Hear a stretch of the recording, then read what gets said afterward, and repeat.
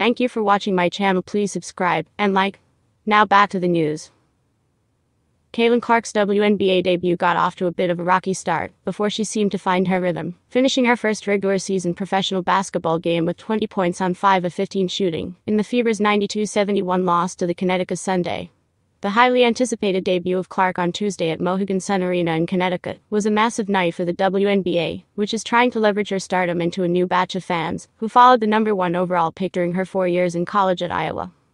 But the game didn't start off as well as Clark would have liked, as she didn't put up her first points until late in the first half. She bounced back in the second half, scoring 13 more points as the 22-year-old appeared to get more comfortable. "I think obviously I'm disappointed and nobody likes to lose, that's how it is, but I don't think you can beat yourself up too much about one game," Clark told reporters. "Just learn from it and move on, and I guess I'm just excited for Thursday to get back home and have our home opener. I thought it took me a while to settle into the game.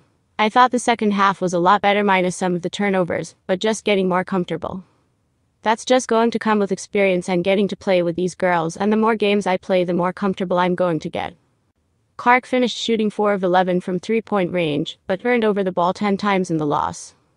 Clark, who was covered extensively by Connecticut's Dejanai Carrington and not given many chances at uncontested shots, only had 3 assists on Tuesday night.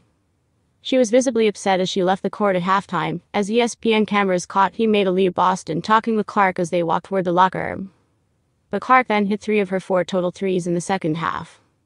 The Fever superstar missed her first 4 shots of the contest before she finally scored her first WNBA basket, with 5:25 left in the second quarter, when she drove to the hoop.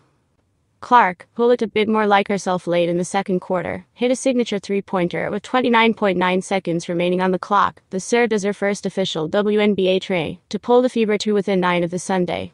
All eyes were on Clark on Tuesday, as she played in the first official professional basketball game of her career, after a historic run in college at Iowa. Clark said after the game that she would have liked to play better, but didn't feel much pressure going into Tuesday's season opener. "I was trying to just do whatever I can to help the team and help us win," Clark, who was the #1 pick in the WNBA draft, said. "Like I said, you just go back to the drawing board and you got to learn from it. I'm sure we're excited to play on Thursday."